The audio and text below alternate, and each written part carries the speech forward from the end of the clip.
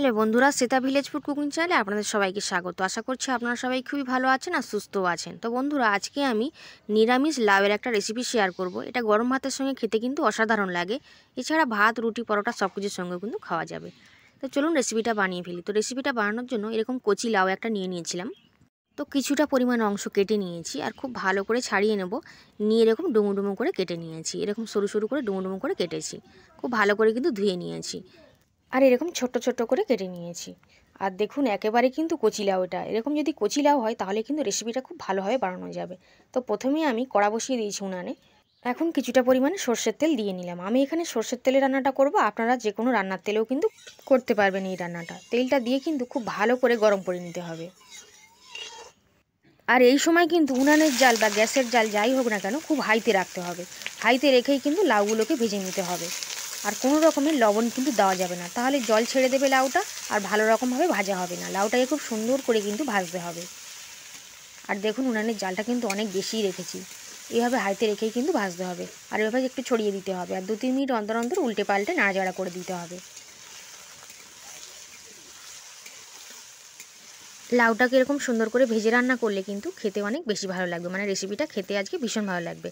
আর নিয়ে নিচ্ছি এখানে ছোলার ডাল। এটা কিন্তু 4 ঘন্টা ভিজিয়ে রেখেছিলাম। 100 গ্রাম ছোলার ডাল আমি নিয়েছি। এখন খুব ভালো করে পরিষ্কার করে ধুয়ে তুলে নিলাম। এই ডালটা দিয়ে কিন্তু বানাবো। তো যাই হোক, এখন দেখুন লাউটা কিন্তু অনেকটাই ভাজা হয়ে গেছে আর এখনও কিন্তু কোনো রকম জল কিন্তু ছাড়েনি।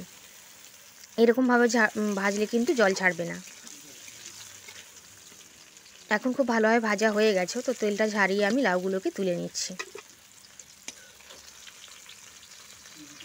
গরম ভাতে কিন্তু লাউয়ের এই রেসিপিটা কিন্তু ছোলার ডাল দিয়ে যে বানাবো, খেতে কিন্তু ভীষণ ভালো হয়। আপনারা একবার হলেও বাড়িতে বানিয়ে দেখতে পারেন। তো লাউগুলোকে তুলে নিয়েছি। তো তেল আর বাড়িয়ে দিইনি, ওই তেলের মধ্যে কিন্তু রান্নাটা হয়ে যাবে। শুকনো লঙ্কা, 2টো তেজপাতা আর কিছুটা পরিমাণে 5 ফোড়ন আমি দিয়ে নিলাম। কয়েক সেকেন্ডের মতন একটু ভেজে নিচ্ছি। তারপর সমস্ত গুঁড়ো মশলাগুলোকে অ্যাড করে দেবো। দিয়ে দিলাম লবণ, দিয়ে দেবো হলুদ গুঁড়ো 1.5 চামচ, আর দিয়ে দেবো 1 চামচ মতন জিরের গুঁড়ো এবং ধনিয়া গুঁড়ো, আর দিয়ে দেবো 1/2 চামচ মতন লঙ্কার গুঁড়ো। ব্যাস, আর অন্য কিছু মশলা কিন্তু আমি এখানে ব্যবহার করছি না। আর দিয়ে দেবো সামান্য পরিমাণে জল। এই জলটুকু দিয়েই কিন্তু মশলাটাকে একটু কষিয়ে নিচ্ছি। যে কোনো তরকারি বা রান্নাতেই কিন্তু মশলা যদি একটু ভালো করে কষিয়ে নেওয়া যায় তাহলে তরকারির স্বাদ কিন্তু অনেক বেড়ে যায়। তো এখানে মশলাটা খুব ভালোভাবে কষানো হয়ে গেছিলো। আগে থেকে যে ছোলার ডালটা ভিজিয়ে রেখেছিলাম আর সুন্দর করে ধুয়ে নিয়েছি, সেই ছোলার ডালটাকে কিন্তু দিয়ে নিলাম। এখন সমস্ত মশলার সঙ্গে ছোলার ডালটাকে খুব ভালো করে কষিয়ে নিতে হবে। 3 থেকে 4 মিনিট সময় নিয়ে কিন্তু এভাবে কষাতে হবে। এখন ছোলার ডালটাকে খুব ভালোভাবে কষানো কিন্তু হয়ে গেছিলো। আগে থেকে লাউটাকে যে ভেজে রেখেছিলাম, তো সেই লাউটাকে কিন্তু এখন দিয়ে দেব। দিয়ে ছোলার ডাল, আলু আর সমস্ত মশলার সঙ্গে কিন্তু কষিয়ে নেবো লাউটাকে। তো লাউটাকেও দিয়ে নিলাম, নিয়ে কিন্তু কষিয়ে নিচ্ছি খুব সুন্দর করে।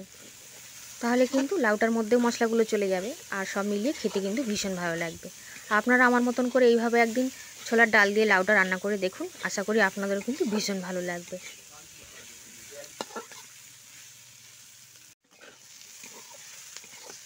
খুব ভালোভাবে কষানো হয়ে গেছিলো। এখন পরিমাণ মতন জল দিয়ে দেবো। জল খুব বেশি পরিমাণে কিন্তু দেওয়ার দরকার নেই।